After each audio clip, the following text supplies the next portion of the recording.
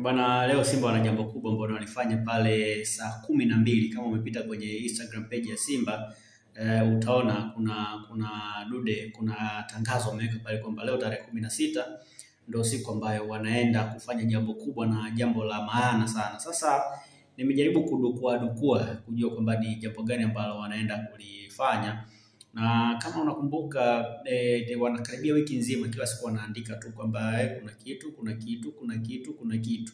Sasa watu hawajui kwamba ni kitu gani ambacho Simba wanakizungumzia, lakini kwenye pita zangu au kwenye vitu vyangu vya udukuzi nimekuja kupenyezewa mambo mawili kwamba kwa kati hayo mambo mawili kuna moja ambalo linawezekana likawa ndo lenyewe. Sasa kuna taarifa kwamba Simba wameachana na MBet ambao ndio wadhamini wao wakuu.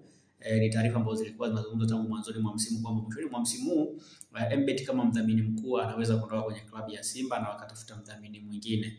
Lakini pia walitangaza mdhamini wa jezi ambaye alitangazwa na mshindi bado hajatangazwa kwamba ni nani. Walitangaza tu zabuni ya jezi, lakini mshindi by the way hakutangazwa. Sasa inawezekana leo wanamtangaza mdhamini mkuu wa ligi kuu pengine kwenye timu yao, kwa maana mdhamini mkuu wa timu ili ambaye anakuja kuchukua nafasi ya MBet. Inawezekana kwa sababu taarifa ambazo wanazungumza ni kwamba MBet ataondoka mwishoni mwa msimu, na tayari msimu unaelekea mwishoni.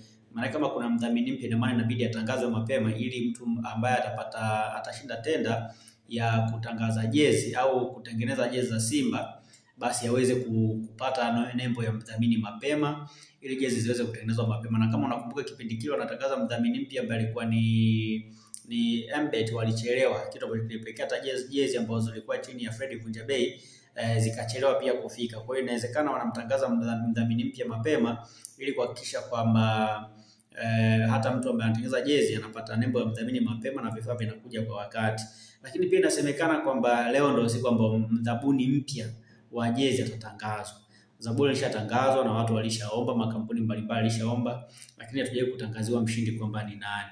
Kwa hiyo kwa taarifa ambazo ninazipata ni kwamba kuna uwezekano pia leo hii tukamjua pia ni nani ambaye anahusika kwenye kusambaza jezi za klabu ya Simba. Na nimekupa watu wawili kwa sababu nimepezi taarifa na watu wawili tofauti, na wote ni watu ndani ambao wako karibu na watu wa Simba. Kwa hiyo haya mawili na mimi nimeamua nikuunganishie, nikuwekea tu kwa pamoja kwamba inawezekana kwenye haya mawili moja likawa ni kweli, kwamba inawezekana Simba wakamwagiwa mafedha leo kwa mdhamini mkuu, akapata mdhamini mkuu, ama inawezekana labda Simba wakamwagiwa mafedha na mtu ambaye atakuwa ameshinda tenda ya jezi. Lakini ninachoamini ni kwamba yote ni masuala ya pesa tu, na leo Simba waenda kuingiza pesa nyingi bila kujali kwamba ni mdhamini mpya wa ligi au ni msambazaji wa jezi. Yaani yoyote kavukua, lakini naamini kwamba Simba leo wanaenda kuingiza mapesa makubwa sana. Kwa hiyo tusubiri tuone, mimi nitaendelea kukupa update ya kile ambacho kitakuwa kinaendelea pale Serena Hotel.